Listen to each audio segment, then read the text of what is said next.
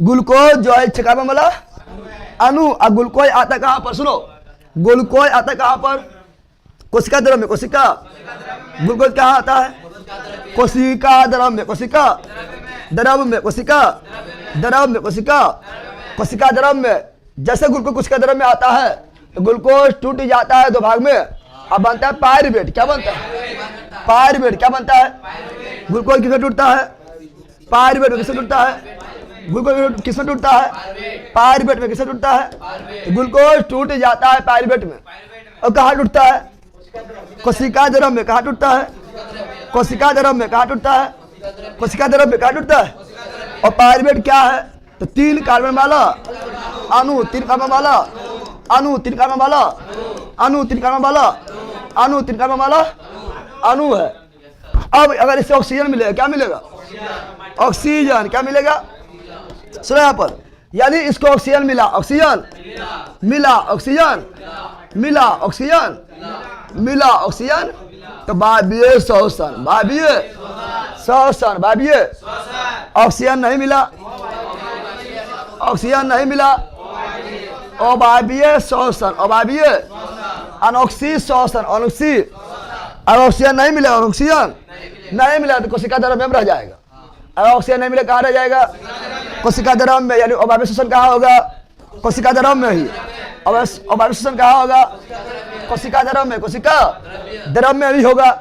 और ये पायरुवेट, ये पायरुवेट बट जाएगा किसमें, तो ये पायरुवेट बट जाएगा दरुआ, दरुआ, एथेनॉल, C2H5OH, एथेनॉल, एथेनॉल, एथे, और साथ में बढ़ जाएगा CO2, और साथ में 2 ATP ऊर्जा, 2 ATP ऊर्जा, 2 ATP, यानी अवायवीय श्वसन, अवायवीय श्वसन का संपूर्ण चरण, संपूर्ण चरण कोशिका द्रव में ही, कोशिका द्रव में ही हुआ है ना, हुआ है। और कोशिका द्रव में जो क्रिया चक्र चला, क्या चला, कोशिका द्रव में जो चक्र चला उसे क्या बोलेंगे, ग्लाइकोलाइसिस चक्र। आप कहा तो दिमाग लगा रहा है, मादनी गलत तरंगबाजी कर रहा है। कहो तो कौन चीज है, बॉल ना, बॉल ना गिरा, ये तो बॉल ये गिरा रहा अभी, चुप यहाँ। तो कौन चीज है, लड़की, लड़की ना लड़का है, जनाब बताओ। कोशिका द्रव में जो चक्र से उसे क्या बोलते हैं, ग्लाइकोलाइसिस चक्र, ग्लाइकोलाइसिस चक्र, ग्लाइकोलाइसिस चक्र। अब यहाँ ध्यान दो, अगर ऑक्सीजन मिले, ऑक्सीजन मिलेगा तो पायरुवेट कहाँ चलाएगा, पायरुवेट आएगा माइटोकॉन्ड्रिया, माइटोकॉन्ड्रिया, माइटोकॉन्ड्रिया, माइटो, यानी वायवीय श्वसन कहाँ होता है, माइटोकॉन्ड्रिया में। वायवीय श्वसन कहाँ होता है, माइटोकॉन्ड्रिया, माइट्रो। और यहाँ पर रहेगा ऑक्सीजन, क्या रहेगा, ऑक्सीजन क्या रहेगा।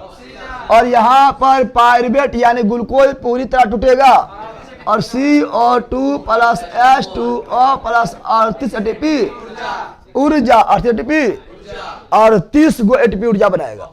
ATP यानी एडिनोसाइन ट्राइफॉस्फेट, एडिनोसाइन ट्राइफॉस्फेट। बताओ ज्यादा ऊर्जा यहाँ बना कि ज्यादा ऊर्जा वहां बना, यहाँ बना है।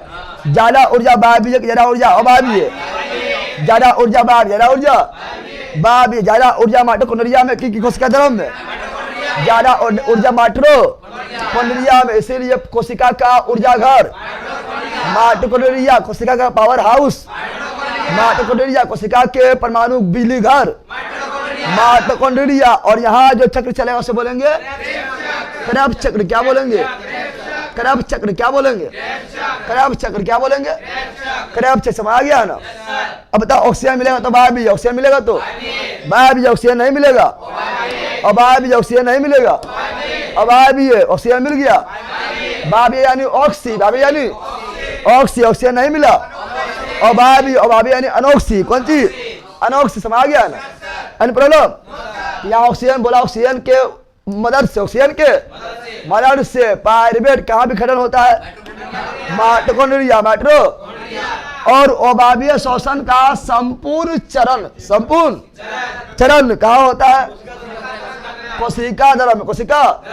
लेकिन लेकिन लेकिन लेकिन लेकिन बाबीय श्वसन, बाबीय श्वसन का पहला चरण कहाँ होता है? कोशिका द्रव्य में। दूसरा यानी अंतिम चरण कहाँ होता है? माइटोकॉन्ड्रिया में, माइटोकॉन्ड्रिया में। क्वेश्चन कितना घुमा क्वेश्चन में। और अबाबीय श्वसन होता है ईस्ट में। कहाँ होता है? अबाबीय श्वसन किसमें होता है? तो अबाबीय श्वसन किसमें होता है? ईस्ट में। अबाबीय श्वसन किसमें होता है? ईस्ट में। कौन विधि द्वारा?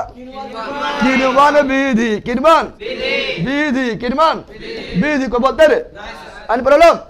ऑप्शन नंबर एक, ऑप्शन नंबर। समय आया ना? समझा है? समझ गया है ना? तो बोलते हैं कि ना, चलो आगे बढ़ो, जल्दी बोलो आगे।